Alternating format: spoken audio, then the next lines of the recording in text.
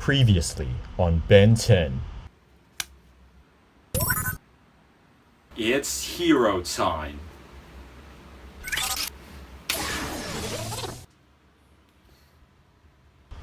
I'm not an alien, I'm a Pokemon. Oh, sorry about that. Previously on My Thoughts 21st Century National English Speaking Competition Part 1. Michael was not just good, not just great, but pretty average. Can he turn it around in Part 2? Let's find out. Here is the Q&A session. The first question about the prepared speech, please. Thank you very much for your speech. Now we know that as an average person, being a global citizen means that we have to sacrifice our personal needs. And as a country, to promote global citizenship means that we have to sacrifice our national interests. So, as a global citizen yourself, how would you persuade people to make these sacrifices in order to become global citizens? And how would you persuade future leaders to promote global citizenship when they have to sacrifice their national interests? Thank you. So for me, as a university student, I think what I can do right now is to, first of all, learn more about the issue of global citizenship. Understanding the issue will allow me to explore more of the problems and the deeper lying challenges world leaders face. And after I've understood the mindset and the potential dilemma different world leaders are facing, I think I can move on to persuade them. And the first thing I would go for when persuading them would probably be the fact that the world is an Earth village. It's a village that all of us live in. And we don't want to mess with this home, because this home is a home of all of us. It's our home.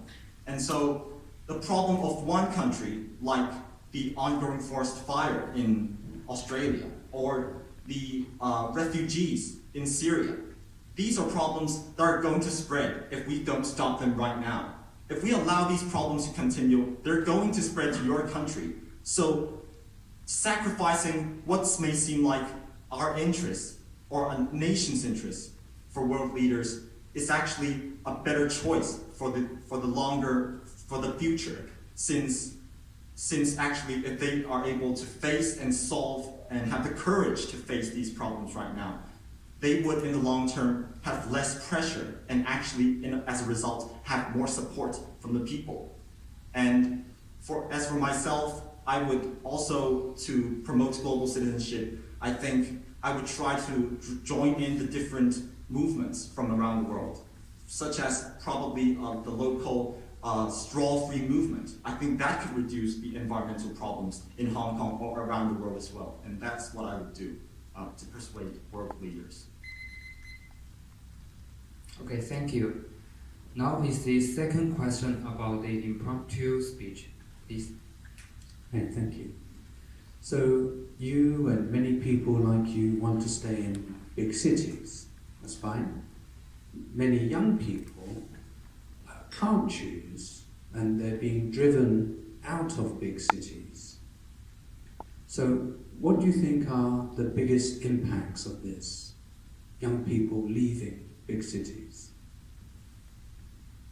So young people are meant to be the new generation. They're the generation that is going to keep our society alive, keep the world moving on. And I think with young people being forced to move out of big cities, they'll miss a lot of opportunities. The opportunities to learn different cultures. For example, in big cities like London, New York, all these big cities, they could have been able to have the chance to learn all this foreign culture and adapt, as well as take what they can learn from this and make the knowledge they have learned themselves and really improve as a person. And whether they're developing their career or their relationship, it has a use for them. And so if they're not allowed to stay in these big cities, I think they would miss a huge opportunity. So their personal development would be impacted. But for the society, it also means that the new generation, the new workforce for the future of our society is also missed. Different talents, like probably political talents or any talents in any field, there would be less of them because young people are the talents we need. And if young people are not even allowed to stay in these cities to learn these different cultures and knowledge from foreigners and people staying there, then I think not only would it be a problem for the teenagers themselves, but it also means a problem for our society. So I think to conquer this, really our governments, or really we should try to financially, if young people or teenagers are experiencing a financial problem and they can't stay in big cities, I would try encourage people to really support them, to give them this opportunity and give our society an opportunity. That's it. Thank you. Thank you very much. Again, the problem does not lie with my style. I sort of went for a motivational style at the end of my answer to the second question there. I said something like, give young people an opportunity and give our society an opportunity. I was trying to go for a motivational style. But the problem is not that. The problem is that my content, while everything I said was not wrong, it was vague in a sense. If we could just tell world leaders, hey, the world is a village we all live in, so let's not destroy it, right? Then the world wouldn't have so many issues, global issues and conflicts, right? So instead of talking about stuff that doesn't necessarily mean anything, I think it would be wise for me to actually talk about some of the news to showcase my knowledge of the world, even though I don't have much knowledge about the world. I should have talked about China's Belt and Road Initiative, talked about how, hey, China, for example, China's Belt and Road Initiative could really benefit other countries and reduce poverty, and the whole world could be better. I mean, even though that doesn't sound really convincing, that is less vague than just telling the judges that I would persuade the world leaders by telling them, hey, let's not destroy the earth, right?